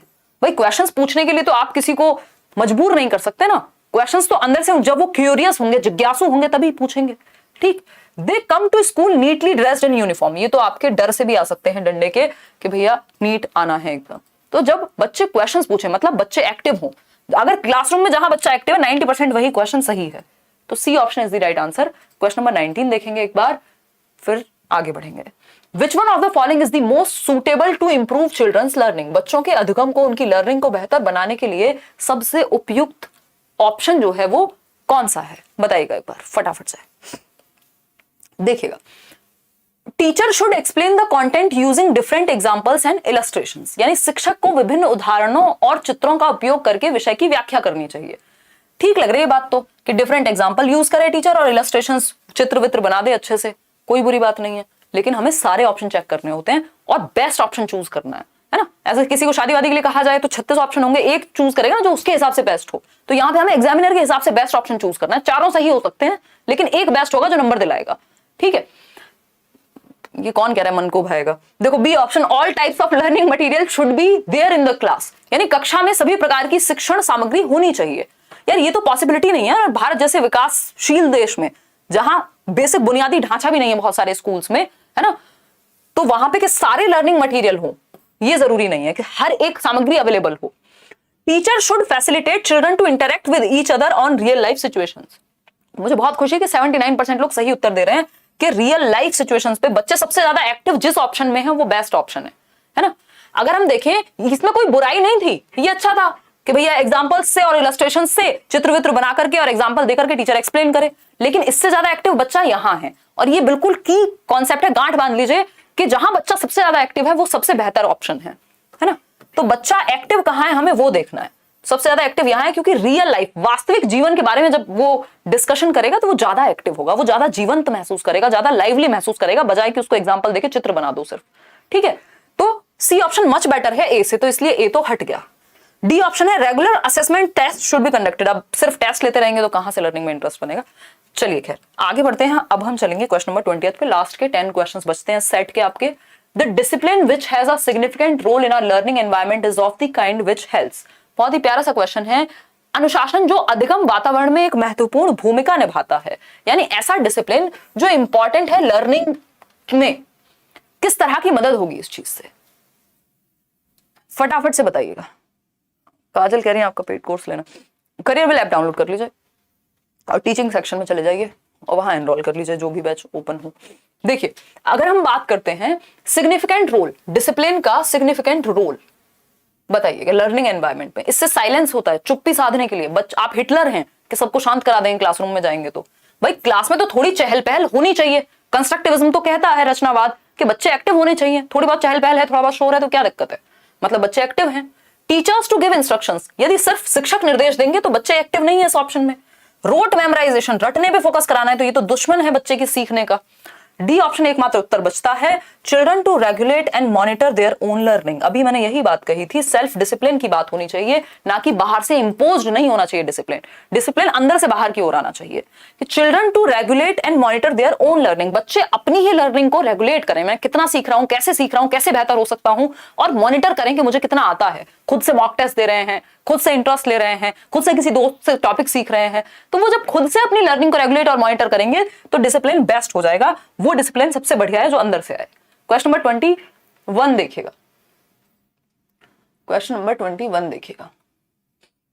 अगर हम बात करें क्वेश्चन नंबर 21 की, तो आप पहले तो क्या करेंगे, पोल में जवाब देंगे पढ़ करके। Which one of the following statements is true, कौन सा एक स्टेटमेंट या कथन सही है about the role of heredity and environment. एक क्वेश्चन निश्चित रूप से आना ही है भाई, डेवलपमेंट से 4 क्वेश्चन आते हैं। एक आएगा डेवलपमेंट क्या है, दूसरा आएगा प्रिंसिपल यानी सिद्धांत कौन सा होता है विकास का, तीसरा आएगा हेरिडिटी एंड एनवायरमेंट का क्या रोल है, चौथा एक और आ जाएगा इसी के अराउंड कोई, और ये 4 क्वेश्चन एटलीस्ट डेवलपमेंट के चैप्टर से आते हैं। ठीक, तो अगर हम बात करें हेरिडिटी एंड एनवायरमेंट के बारे में कौन सी एक बात सही है, आप लोग कह रहे हैं कितने, 82% लोग डी ऑप्शन कह रहे हैं। चलो इतने लोग कह रहे हैं मान लेते हैं, पहले पढ़ेंगे तो सही। फिर भी a child's ability to learn and perform is completely decided by the genes. ऐसा नहीं है सिर्फ जीन्स इंपॉर्टेंट है, दोनों इंपॉर्टेंट है। सिर्फ न्यूट्रिशन यानी सिर्फ एनवायरमेंट, अगर किसी को पहले से कोई बीमारी है तो सिर्फ न्यूट्रिशन देने से सही हो जाएगा, नहीं। Environment plays a significant role only in the child's language development, ऐसा नहीं है। एनवायरमेंट उसके संज्ञान सभी प्रकार के विकास में, इवन फिजिकल डेवलपमेंट में भी रोल प्ले करेगा। तो हम ये कह सकते हैं कि सर्टेन एस्पेक्ट्स ऑफ डेवलपमेंट, विकास के कुछ पक्ष ज्यादा निर्धारित होते हैं या प्रभावित होते हैं हेरिडिटी से। जैसे आपकी बुद्धि जो है वो आपकी हेरिडिटी, आपके जीन्स से ज्यादा प्रभावित है। बुद्धि आईक्यू में ज्यादा अंतर आप बाद में नहीं ला सकते। And others more by environment, और कुछ पहलू हैं आपके विकास के जो वातावरण से ज्यादा प्रभावित होंगे, कि आपको एजुकेशन किस क्वालिटी की मिली है, आपको न्यूट्रिशन किस क्वालिटी का मिला है, आपको ट्रेनिंग किस क्वालिटी की मिली है, ये एनवायरमेंट निर्धारित करेगा। तो कुछ चीजों में एनवायरमेंट का ज्यादा रोल होता है, कुछ में हेरिडिटी का ज्यादा रोल होता है। आपके बॉडी स्ट्रक्चर कैसा होगा, आपकी हाइट कितनी होगी, आपकी आंखों का रंग क्या होगा, आपके बालों का रंग क्या होगा, ये सब हेरिडिटी डिसाइड करती है। वही बाकी चीजें एनवायरमेंट, दोनों मिलकर के डेवलपमेंट बनाते हैं। तो D option is the right answer. आगे बढ़ेंगे क्वेश्चन नंबर 22 पे, देखिएगा क्या कहना चाहता है 22वां सवाल। क्वेश्चन नंबर 22 कहता है which one of the following statements can not be attributed to Piaget's theory. पियाजे की थियरी से कौन सी एक बात संबंधित नहीं है। पियाजे पे भी 1 से 2 क्वेश्चन आते ही हैं, है ना, पियाजे पे भी 1 से 2 क्वेश्चन जरूर आते हैं। Children construct and use knowledge about their world, ये तो पियाजे कह रहे हैं कि बच्चा जहां एक्टिव है वो तो कंस्ट्रक्टिविज्म वैसे भी मानेगा। Learning takes place through constant practice, ये बात गड़बड़ है। पियाजे ये नहीं कह रहे बस बार बार 2 एकम 2 और 2 दूनी 4 कराते रहो, है ना, वो कह रहे हैं उसको एनवायरमेंट में छोड़ दो, वो एक्टिविटी करके सीखेगा। Children act on their environment, बिल्कुल सही बात है।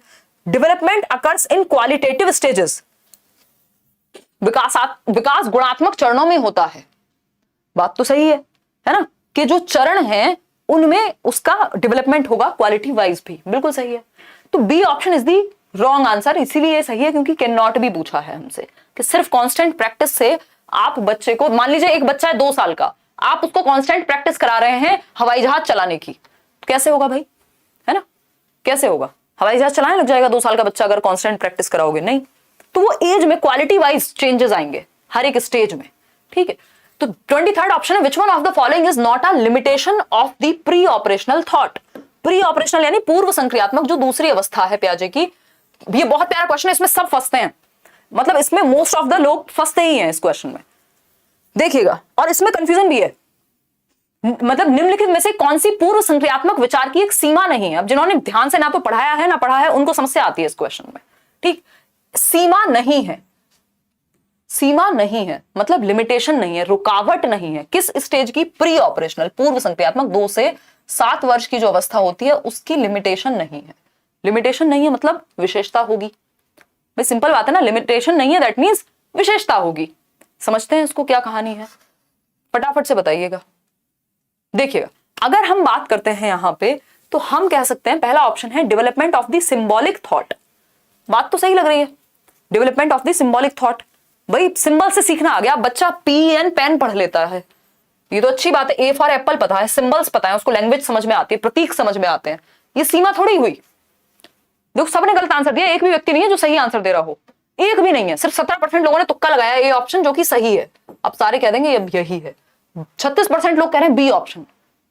वो मतलब कहां जाऊं मैं,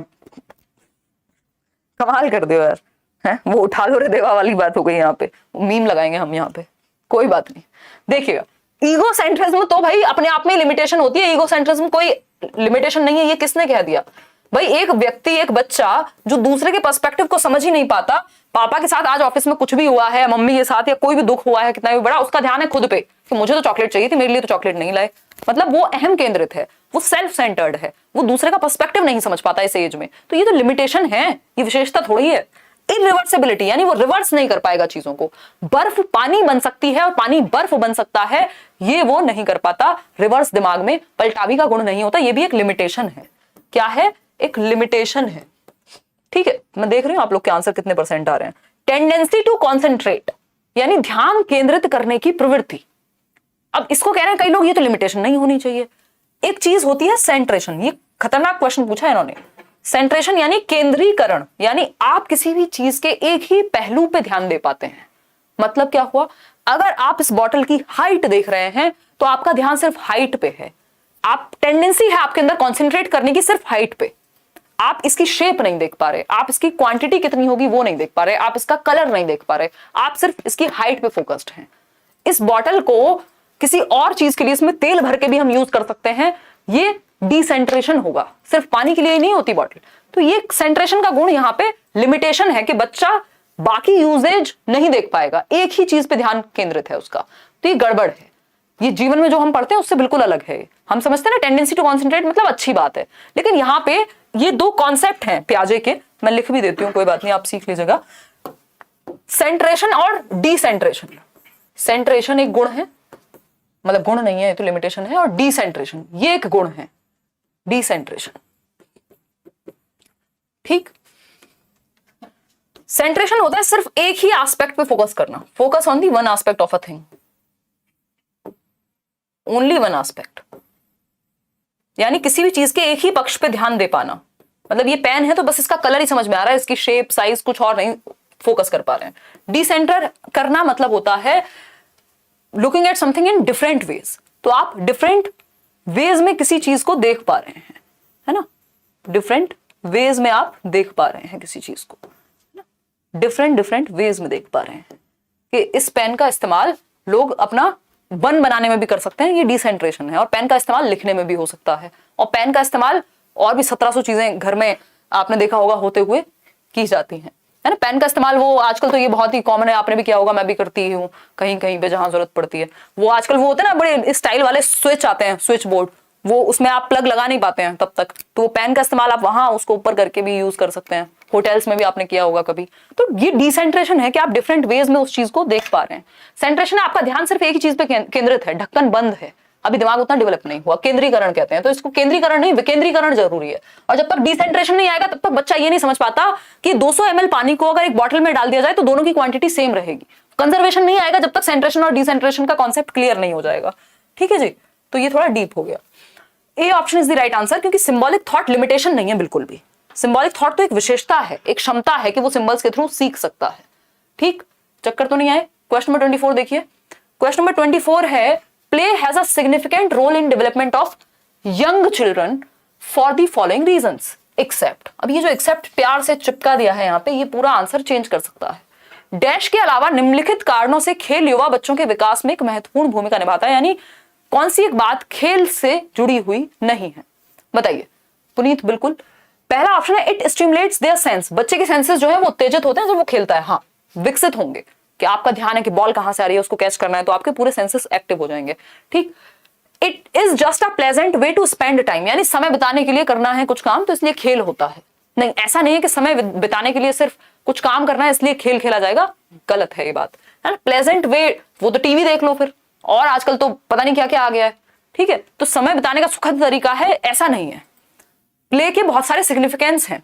दे एक्वायर न्यू स्किल्स, जब वो खेलते हैं तो वो कोऑपरेशन सीखते हैं, वो टीम बिल्डिंग सीखते हैं, एक दूसरे का सहयोग करना सीखते हैं, इवन कॉम्पिटिटिव स्पिरिट भी सीखते हैं एक तरह से। And learn when to use them, तो आप लाइफ सीखते हैं जब आप खेल सीखते हैं। तो ये बात तो सही है, बहुत सारी स्किल्स सीखेंगे देख, और उनको जीत और हार को एक्सेप्ट करना आ पाएगा। दे gain mastery over their body, ये बात भी सही है कि अपनी बॉडी पे उनकी निपुणता आती है कि किस तरह से आपको बॉडी को यूज करना है। लेकिन बी ऑप्शन सही नहीं है कि समय बिताने का एक सुखद तरीका है। ये कोई अच्छा ऑप्शन थोड़ी हुआ कि जिसके लिए लर्निंग या सिखाया या खिलवाया जाएगा बच्चे को। क्वेश्चन नंबर 25 देखिए, 5 क्वेश्चन और हैं इसके बाद। आज मेरा जिम जो है वो सेक्रीफाइस हो चुका है, थोड़ा कल से 9 बजे से शुरू करेंगे ताकि 10 बजे तक निपट जाए। क्योंकि 30 क्वेश्चंस में 2 मिनट भी आप एक क्वेश्चन के लेंगे, डिस्कशन होता है प्रॉपर, 1 घंटा लग जाएगा।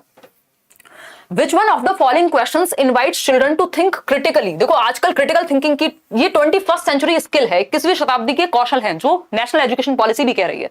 क्रिटिकल थिंकिंग आनी चाहिए आपको, आलोचनात्मक चिंतन आना चाहिए, एक चीज पे 75 तरह से सोचना आना चाहिए, है ना, फैक्ट ओपिनियन में अंतर करना आना चाहिए, किसी भी चीज को जस्ट मान नहीं लेंगे आप, है ना, किसी भी चीज को जस्ट मान नहीं लेंगे आप, समझ पा रहे हो। 17 का बी होगा किसी, अभी बताया तो था यार, अभी जाएंगे वापस, लास्ट में बता देना जिसमें डाउट हो, या कमेंट कर देना, तो मैं वो कल भी डिस्कस कर दूंगी, डोंट वरी।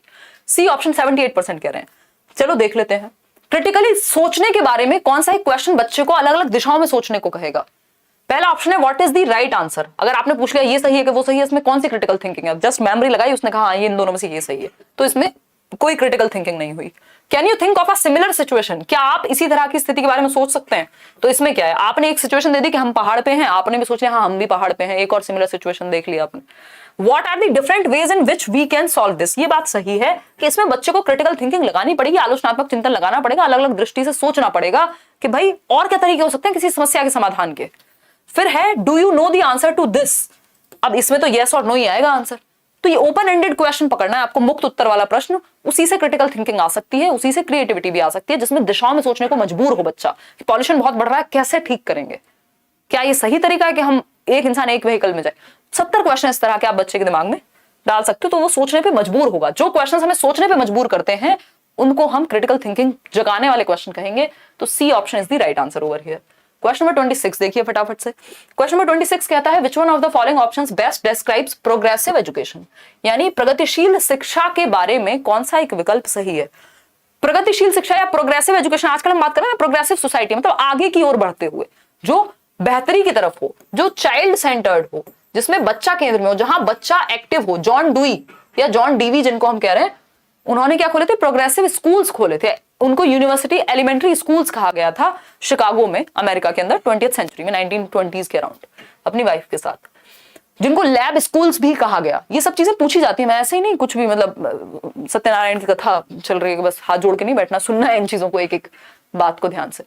अगर हम बात करें thematic units, regular unit test और रैंकिंग, ये चाइल्ड सेंटर्ड नहीं है। Personalised learning, ability grouping, labelling students, बिल्कुल खराब है, आप बच्चों पे ठप्पा नहीं लगा सकते, एबिलिटी ग्रुपिंग भी अवॉइड करनी चाहिए। प्रोजेक्ट एबिलिटी ग्रुपिंग क्या, 90% वाले बच्चों को एक साथ, 33 वालों को एक साथ। प्रोजेक्ट मेथड, एबिलिटी ग्रुपिंग और रैंकिंग, ये रैंकिंग गड़बड़ हो गई, बाकी बातें सही थी, ये भी गलत था। खैर प्रोजेक्ट मेथड अच्छा है, यहाँ बच्चे ग्रुप्स में सीखते हैं, even project method progressive education से जुड़ा हुआ है। जो जॉन डुई के ही एक शिष्य थे, उनका नाम था WH Kilpatrick, William here Kilpatrick, जिन्होंने ये प्रोजेक्ट मेथड दिया है, जहां पे बच्चे ग्रुप में एक्टिवली सीखते हैं।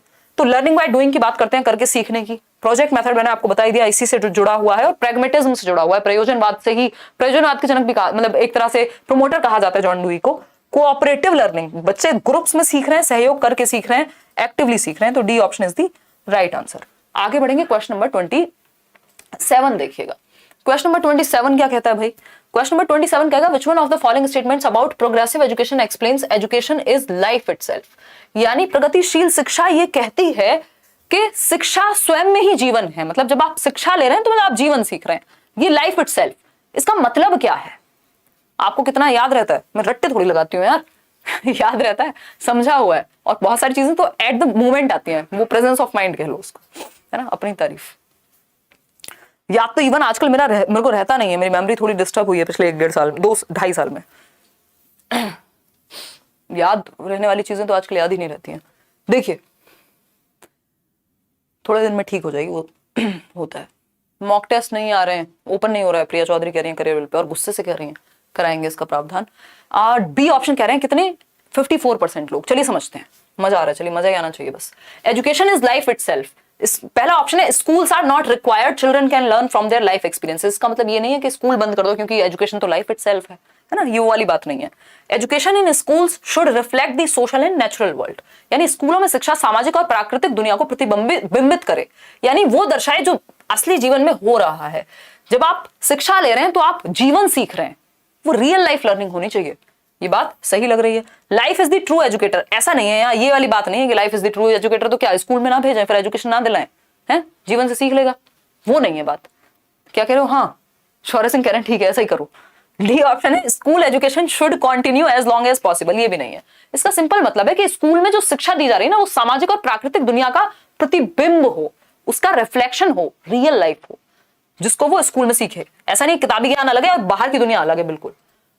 आगे बढ़ेंगे। सेकंड लास्ट क्वेश्चन है which one of the following can be considered as a contribution of Kohlberg's theory, यानी निम्नलिखित में से किसे कोहलबर्ग के सिद्धांत का योगदान माना जा सकता है। तो आसान क्वेश्चन है, फटाफट से बताइएगा कि किसको आप कोहलबर्ग के सिद्धांत का कंट्रीब्यूशन मानेंगे। फटाफट से बताइए, जल्दी से जवाब दीजिए। 2 क्वेश्चन और हैं, फिर हम आज के लिए इतना ही रखेंगे। किसका आंसर सी है? मिथुन। यहाँ जो भी आंसर आपके साथ डिस्कस किए जा रहे हैं वो आंसर की वाले डिस्कस किए जा रहे हैं। किस किताब में क्या दिया है फर्क नहीं पड़ता, है ना। गलतियां किताब में भी हो सकती हैं, गलती तो आंसर कीज में भी होती है, बट ये फाइनल आंसर की थी। और आंसर की वाले मानते नहीं है अपनी गलती को, कभी रेयर कभी एक आध क्वेश्चन ठीक होता है। और ठीक है ये सारे क्वेश्चन, मतलब ऐसा कुछ कहीं पे भी मेरे को भी नहीं लग रहा कि कोई क्वेश्चनेबल बात है। और ये तो कितनी बार डिस्कस कर चुके हैं यार, 2018 का पेपर है, नींद में भी पूछोगे तो आ जाएगा। चलिए खैर, डी ऑप्शन कह रहे हैं 54% लोग, मतलब कोहलबर्ग की theory, his theory has supported an association between cognitive maturity and moral maturity. बात तो ठीक है। The theory has elaborate testing procedures, ऐसा नहीं है। Establishes a clear relationship between moral reasoning and action. His believes is that children are moral philosophers, जी नहीं। अब इसमें बी भी ठीक लग रहा होगा, डी भी ठीक लग रहा है, और दोनों ठीक भी है अगर देखा जाए अपनी जगह पे। लेकिन अगर हम बात करें कोहलबर्ग के कंट्रीब्यूशन की, कोहलबर्ग की थियरी बेस्ड थी पियाजे की थियरी पे, और पियाजे कहते हैं कि जैसे जैसे एज बढ़ेगी, और कोहलबर्ग की थियरी में भी ये एज के अनुसार लेवल्स हैं, तो जैसे जैसे एज बढ़ेगी आपकी कॉग्निटिव मैच्योरिटी बढ़ेगी, आपके संज्ञान की परिपक्वता बढ़ेगी, और परिपक्वता बढ़ेगी तो आपकी रीजनिंग वैसी ही होगी। एज के हिसाब से रीजनिंग चेंज हो जाती है ना। एक 16 साल का बच्चा जब प्यार प्यार चिल्ला रहा है और वो भागने को तैयार है, तो उसका तर्क कुछ और है कि मैं तो प्यार में कुछ भी कर जाऊं, और वही 26 का हो जाएगा अगर, तो उसका तर्क कुछ और होगा।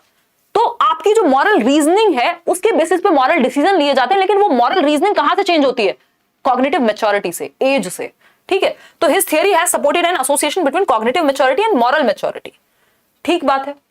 It establishes a clear relationship between moral reasoning and action, ये बात भी सही है कि जो रीजनिंग है उसी के हिसाब से आप एक्शन लेते हैं। तो आंसर हम डी मार्क करेंगे। मेरे को भी एक बार देखना पड़ेगा कि इन्होंने फाइनल इसको माना क्या था आंसर की में, मैं बिल्कुल भी चेक नहीं किया आज, तो मैं क्वेश्चन देख भी नहीं पाई हूं। बट हाँ, जो आंसर है वो डी होना चाहिए, क्योंकि वो कॉम्प्रिहेंसिव आंसर है। ये वाला जो ऑप्शन है ये इसमें इंक्लूड हो गया है अपने आप में ही, क्योंकि कॉग्निटिव मैच्योरिटी के अनुसार रीजनिंग आएगी, ठीक है भाई। कोहलबर्ग कहते हैं कि जो रीजनिंग है, तो आंसर इसका आंसर की हिसाब से डी है। अगर इसमें कोई चेंज हुआ बाय चांस तो मैं कल एक बार फिर से डिस्कस कर लूंगी, ठीक है। एक बार आंसर की देख लेंगे, क्योंकि पेडागोजी है। मॉरल रीजनिंग की जब हम बात कर रहे हैं, कोहलबर्ग कह रहे हैं कि बच्चे का जो तर्क होगा, मॉरल रीजनिंग, और एक होता है मॉरल डिसीजन मेकिंग या डिसीजन मेकिंग, आपका निर्णय लेना। निर्णय लेना किस पे आधारित होगा? जैसी आपकी रीजनिंग होगी। एक व्यक्ति, एक चोर भी अगर चोरी करेगा तो उसकी भी कोई अपनी रीजनिंग होगी कि दुनिया तो देखो गरीबों को कितना लूट रही है, हमने चोरी कर ली तो कौन सी बड़ी बात है ना। तो ये क्या हुआ, मतलब मैं ये नहीं कह रही हूं कि गरीबी चोरी कर रहा है, मैं जस्ट एक एग्जांपल दे रही हूं। कोई भी अपनी मर्जी से तर्क लगा सकता है, ठीक। तो मॉरल रीजनिंग यानी तर्क, जो तर्क है आपका वो निर्धारित करेगा कि आपका डिसीजन यानी आपका निर्णय क्या होगा, ठीक है। तो ये जो मॉरल रीजनिंग है इस पे बेस्ड होती है डिसीजन मेकिंग, 100% सही बात है। लेकिन ये रीजनिंग भी तो किसी पे बेस्ड है, ये बेस्ड है कॉग्निटिव मैच्योरिटी पे। आपकी एज के हिसाब से तर्क भी तो अलग होगा, है ना। अगर नहीं है तो आप फिर छोटे बच्चे हैं, छोटी बच्ची हैं, ठीक भाई। आपकी समझ 4 साल पहले कैसी थी, वो तर्क आपके आज थोड़ी काम कर जाएंगे, ठीक है। चलिए आगे बढ़ते हैं। ये बात सही है कि रीजनिंग से तर्क वो लिया जाएगा डिसीजन। अब वाइगॉस्की की बात हो रही है। सेकंड लास्ट क्वेश्चन है ये, एक्चुअली वो थर्ड लास्ट था। Zone of proximal development, ZPD, निकटस्थ दूरस्थ विकास या निकटवर्ती विकास का या संभावित विकास का क्षेत्र जहां संभावना है विकास की, उसके बारे में बात हो रही है।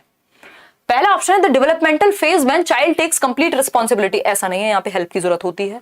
A context in which children can almost perform a task on their own with the right level of support, बात तो सही है, अगर थोड़ा सा सपोर्ट मिल जाए तो वो कर लेते हैं।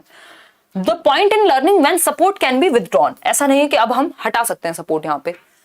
The phase when maximum development is possible, यानी वह चरण जहां उच्चतम विकास संभव है। एक संदर्भ जिसमें बच्चे सहयोग के सही स्तर के साथ कोई कार्य लगभग स्वयं कर सकते हैं। Context in which children can almost perform a task on their own with the right level of support. B option ज्यादा सुंदर लग रहा है देखने में, बट डी भी गलत नहीं कह सकते। Phase when maximum development is possible, B ही के साथ ही हम जाएंगे, ये हमें थोड़ा ज्यादा बेहतर लग रहा है। ठीक है, आगे बढ़ेंगे। मतलब इसका रीजन ये है कि प्रॉक्सिमल डेवलपमेंट यहां संभावना है कि अगर थोड़ी सी हेल्प मिल जाए तो वो खुद से कर देंगे। इस पे अभी भी स्टार मार्क करके रखना, क्योंकि गलत तो ये भी नहीं है, ऐसा पेडागोजी में होता है, इसलिए आंसर की देख लेनी चाहिए। ठीक, ये वाला क्वेश्चन 29 और जो हम अभी कर रहे थे, आंसर इसका वैसे अभी हम बी ही लगाएंगे, और जो आंसर बता दिए हैं वही होंगे 99%, बट फिर भी 1% की स्पेस हम छोड़ सकते हैं ना, ईगो इशू नहीं है यहाँ पे, नंबर की बात हो जाएगी अगर थोड़ी सी भी गड़बड़ हुई तो। An androgynous personality, androgynous personality यानी उभयलिंगी व्यक्तित्व, has a balance of what are generally considered masculine and feminine traits, tends to be assertive and arrogant, ऐसा नहीं है, स्टीरियोटिपिकल जेंडर रोल्स नहीं, मैन विद फेमिनिन ट्रेट्स ऐसा भी नहीं है। एंड्रोगाइनस का मतलब है बैलेंस ऑफ बोथ, है ना, यानी has a balance of what are generally considered masculine and feminine traits, यानी मस्कुलिन ट्रेट्स क्या कहा जाता है, करेज मतलब साहस, फेमिनिन ट्रेट एक एग्जांपल अगर लें केयर, तो वो व्यक्ति एंड्रोगाइनस कहलाएगा जिसमें केयर भी है जिसमें साहस भी है, यानी बैलेंस ऑफ बोथ। तो A option is the right answer. Out of 30 कितने ठीक हुए वो आप बताइएगा। सेशन आपको पसंद आया हो, डिस्कशन पसंद आया हो तो लाइक शेयर कीजिएगा, उन दोस्तों के साथ शेयर भी कीजिएगा जो लोग तैयारी कर रहे हैं। अभी कहानी जस्ट शुरू हुई है, अभी तो बहुत कुछ है आपको जो सीटेट के लिए आपके सामने आना बाकी है। ठीक है, और बहुत तरीके से सीखेंगे, ऐसा कोई वो सब नहीं करेंगे पता नहीं क्या है भहुआ नहीं बनाएंगे, आसानी से तसल्ली से एक सेशन आएगा आपके दिन में और वो आपके लिए इनफ होगा, है ना। ये टेलीग्राम चैनल पे पीडीएफ मिल जाएगी, ये मॉक टेस्ट की फॉर्म में भी आप क्वेश्चंस अटेम्प्ट कर पाएंगे करियरवेल ऐप पे, मैं ये पीडीएफ उनको भी प्रोवाइड करा दूंगी। आउट ऑफ 30 कितने क्वेश्चंस ठीक हुए, कहीं डाउट है तो वो भी पूछ लीजिए, ताकि अब हम डिस्कशन कर सकते हैं। किसी को 5th क्वेश्चन में डाउट था आई थिंक, है ना। हाँ, आउट ऑफ 30 कितने ठीक हुए और कॉमेंट करके आप बता दीजिएगा। सेशन अगर आपको कहीं भी कुछ भी अगर बाद में भी सेशन में आपको कहीं डाउट हो कुछ लगे तो आप कॉमेंट करके पूछ सकते हैं, है ना। क्वेश्चन नंबर 5 का आंसर नॉट पूछा था अंकिता कह रही है, मैं एक बार चेक कर लेती हूँ अंकिता, अभी वही मैं याद करने की कोशिश कर रही थी। क्वेश्चन नंबर 5 में कुछ और पूछा था, मुझे बहुत दुख है कि आज मैं एक्सरसाइज पे नहीं जा पाई हूँ, बट दैट्स ओके, क्या ही कर सकते हैं। चलो क्वेश्चन नंबर 5 पे चलते हैं फटाफट से। आउट ऑफ 28, 27, 23, चलिए बहुत बढ़िया। ये 9 o'clock रखेंगे हम कल से सेशन, 9 बजे, कल से हम 9 बजे मिलेंगे। अच्छा कल तो सैटरडे है, कल तो छुट्टी, कल एक इंटरव्यू की वीडियो मिल जाएगी आपको, ये प्रीवियस ईयर फिर अब हम मंडे से करेंगे, समय है अपने पास, डोंट वरी, वो मेरे पे छोड़ दो आप, सारी चीजें हो जाएंगी। पोल मत देना इसमें, अभी हम इस पर बात करेंगे। देखिए ये क्वेश्चन में नहीं लिखा हुआ था, शायद हम पढ़ नहीं पाए, देखिएगा समझते हैं। क्वेश्चन नंबर 5 है which one of the following is not related to, हाँ नॉट रिलेटेड, और मैंने शायद वो नॉट नहीं पढ़ा है, मैं आपको ज्ञान देती हूँ, मैं खुद ही भूल गई। ठीक है, कौन सा सतत एवं व्यापक मूल्यांकन से संबंधित नहीं है, not related to, it is an integral part of teaching learning process. ये बात बिल्कुल सही है और मैंने शायद यही उत्तर बता दिया था क्योंकि नॉट मेरे दिमाग से निकल गया था। बिल्कुल सही है आप लोग इस बात में, तो ये आंसर तो नहीं हो सकता क्योंकि ये सही है। It focuses on child's achievement in different learning areas, बिल्कुल सही बात है। It is useful to label children, ये गड़बड़ है, तो इसलिए आंसर सी ही होगा, है ना। पोल दे दो, इनको सेटिस्फेक्शन आ जाएगा थोड़ा पोल में आंसर करके। It has been mandated by the right to education act, हाँ बात ये भी सही थी, तभी वो मुझे ए और डी में लगा था कि कुछ तो गड़बड़ है और हमें बेस्ट चूज करना होता है। राइट टू एजुकेशन एक्ट कह रहा है कि हाँ ठीक है, होलिस्टिक की बात तो हर कोई कर रहा है अगर देखा जाए तो, ठीक है जी। तो होपफुली बी ऑप्शन था, बाकी किसी आंसर में मुझे नहीं लगता कोई भी कंफ्यूजन आपको रहेगी।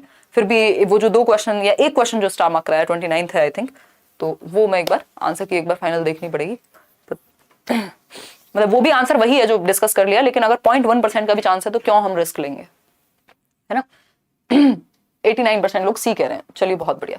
पेपर 2 का कल होगा सेशन, इसको बिल्कुल भी ऐसे मत लेना कि पेपर 1 की अलग क्लास है पेपर 2 की अलग क्लास है, सीडीपी लिख के ले लो, कहीं भी सेम लेवल क्वेश्चन आते हैं, कई बार पेपर 2 इजी लगेगा, कई बार पेपर 1 टफ लगेगा, कई बार पेपर 1 टफ इजी लगेगा और पेपर 2 टफ लगेगा। तो सिलेबस वही है, सेम पूल ऑफ क्वेश्चंस में से उठा के डाले जाते हैं क्योंकि सिलेबस बिल्कुल डिट्टो सेम है, चाहे पेपर 1 हो पेपर 2 हो, बाल विकास की अगर हम बात कर रहे हैं तो, ठीक है ना।